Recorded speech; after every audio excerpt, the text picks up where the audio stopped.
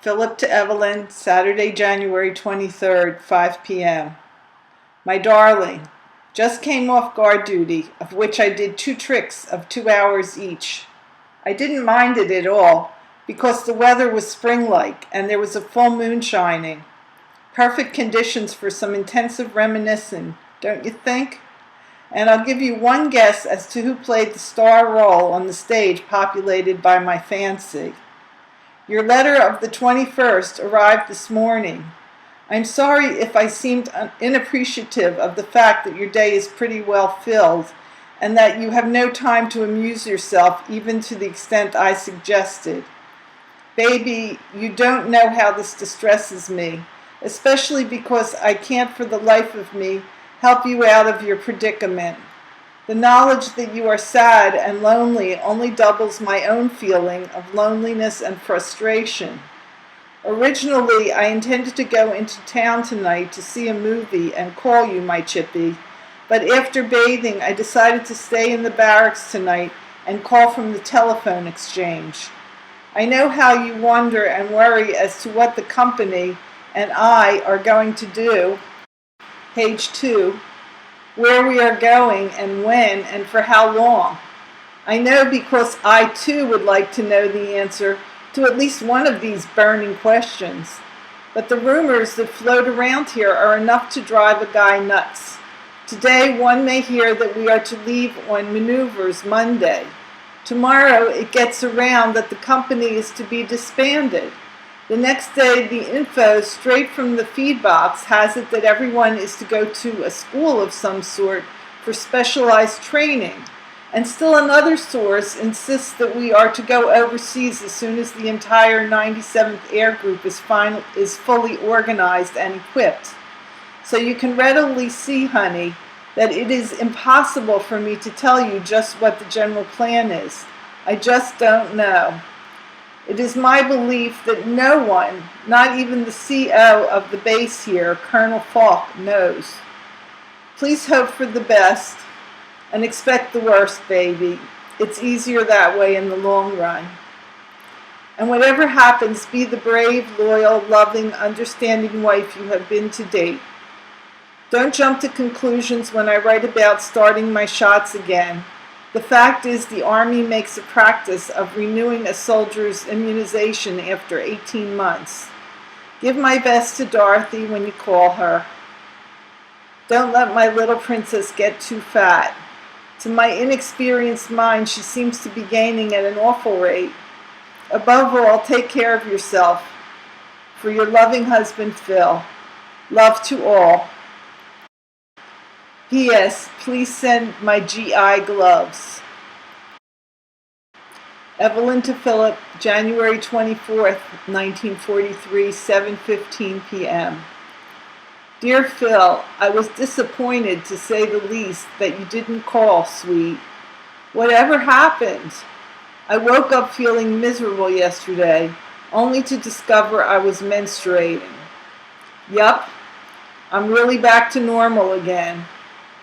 Harry, Goldie, and I took candid pictures today, and I made a few of the baby. If they come out, I'll send them along. Jack N. was here for supper. He got a big kick out of your letter. The Strongans gave Jack $10 in cash. Just to make it interesting, I wrapped the money in a huge bundle of papers. When we were all seated at the supper table, Jack, was he surprised, started to unwrap. To add to the amusement of all of us, Jack said, I once knew a guy who was looking for a $10 bill this way. Did we laugh? And honey, you should.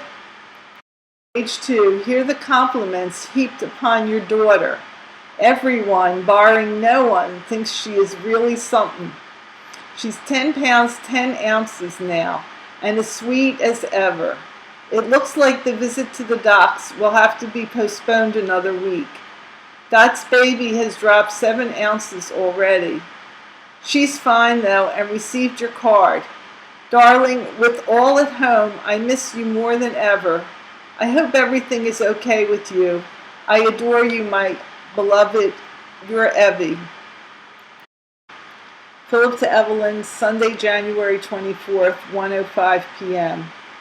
Dearest Evie, today is Sunday, and so I relaxed with a good book, Ben Hecht's Count Brugge, which is altogether absorbing and amusing and entertaining reading.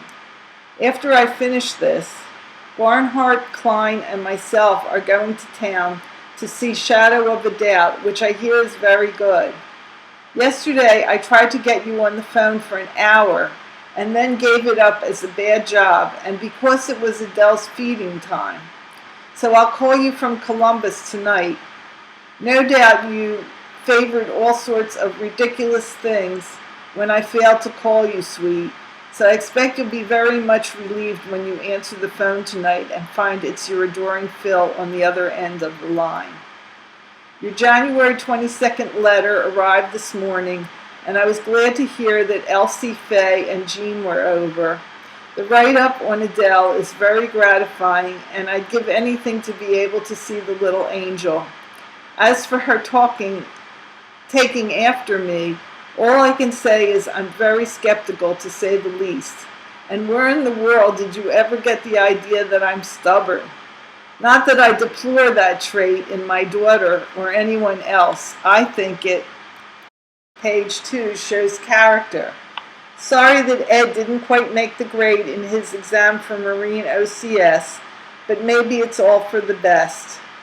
You point out that it is 4 months since I was recalled to duty, and that last time I was released 20 days after. You want to know if I think history might repeat itself.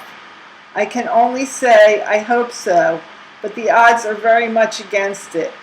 However, as I once pointed out, each day brings us closer to that moment when I shall be free to return to my loved ones.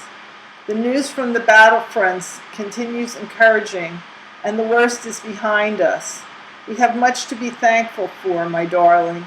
Think how we would feel if it were Hitler who was gaining the victories on all fronts instead of the Allies. It might have been, you know, and damn near was.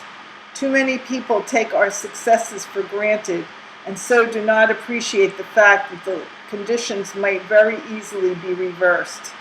I, for one, never fail to thrill with gratitude when I hear or read of Allied successes, simply because the alternative is constantly in my mind.